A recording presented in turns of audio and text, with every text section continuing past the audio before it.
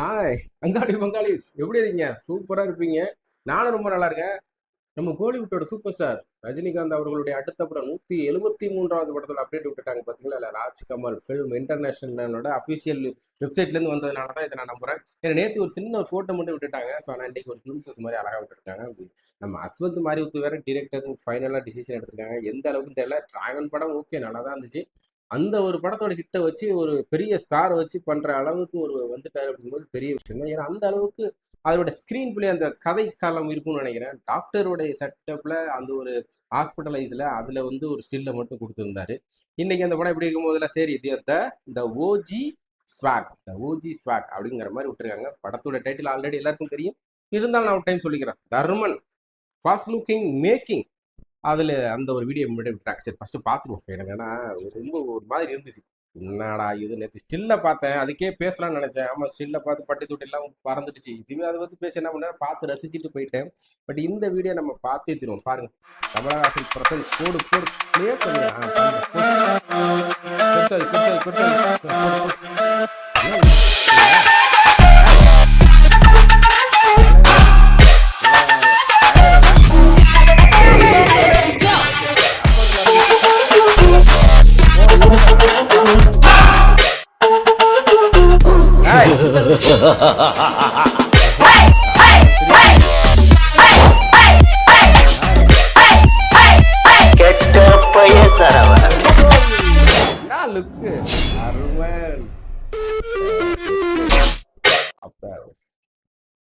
சூப்பரா இருந்துச்சுங்க. ஐயோ இன்னொரு டைம் கூட பார்க்கலாமா?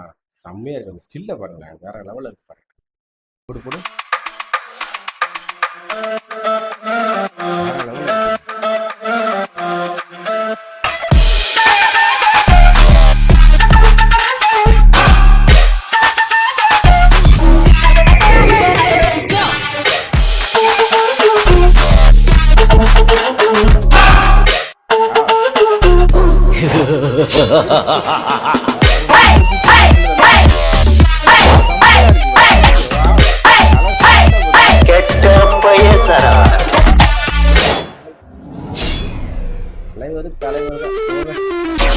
சூப்பரா இருந்துச்சு. தர்மன் படத்தோட டைட்டில். ஸோ அதுக்கு ஒரு சின்னதாக ஒரு மேக்கிங் மாதிரி அந்த ஃபோட்டோ ஷூட் மட்டும் ஒரு மேக்கிங் மாதிரி எடுத்திருக்காங்கன்னு நினைக்கிறேன். ஸோ அஸ்வந்த் மாரிமுத்து தான் அப்படி ஸ்டைலாக அப்படி ஸ்டில்லை கொடுத்து இதே மாதிரி நிற்கணும்னு சொல்லி கொடுப்பாங்க இல்லையா? ஸோ அந்த ஸ்டில்லு வந்து செம்மையாக இருக்குது. அதுக்கு ஈக்குவலாக அது ஈக்குவலாங்கிறோட அப்போ அது எங்கேயோ போயிடுச்சு. தலைவரோட ஸ்டைலு தான். அதுலேயே அவர் காலை ஒத்த காலை வச்சுக்கிட்டு அப்படி ஸ்டில் அப்படி நுழைப்பார். இப்படி புருவத்தை தூக்கிட்டு பார்க்கும்போது அல்டிமேட்டாக இருந்துச்சு. டயலாக் பார்த்தீங்களா இல்லையா? கெட்ட பையன் சார் அந்த டயலாக்கும் அந்த சிரிக்கிறதெல்லாம் வேற லெவல் சூப்பரா இருந்துச்சு. எனக்கு ரொம்ப பிடிச்சிருக்கு. ஓகே தலைவர் படத்துல என்ன எதிர்பார்க்க போறோம்? மாசு அந்த ஒரு பயங்கரமான ஒரு லுக்கு, அது எப்படி ஃபைட்டு சாங் அதெல்லாம் எதிர்பார்க்கணும். அவர் ஸ்கிரீன் அப்படி நடந்து வர ஸ்டைலும், அது ஒரு தம்ம தூக்கி அப்படி தூக்கி போடுற ஸ்டைலும், இல்லை ஏதாவது ஒரு பஞ்ச் டைலாக் பேசுற ஸ்டைலுமே மாசா இருக்கும். ஸோ அதுக்கு தான் அந்த தமிழ்நாடே வந்து அவருக்கு எவ்வளோ பெரிய ஒரு அங்கீகாரத்தை கொடுத்து வச்சிருக்கோம். ஸோ அதுக்கு அவ்வளோ அடிமை எல்லாருமே இல்லையா? ஸோ நான் உள்பட அதனால ரொம்ப எதிர்பார்த்துட்டு இருக்கோம். பார்ப்போம் அடுத்த படம் எப்படின்னு தெரியல. ஏன்னா 2 படம் வந்து கமலஹாசனும் இவரும் சேர்ந்து பண்றாங்க அப்படிங்கும்போது பெரிய விஷயம் தான். அவர் நேத்தி தான் இந்த ஆடியோ லான்ச்ல அந்த இதுல சொன்னாங்க.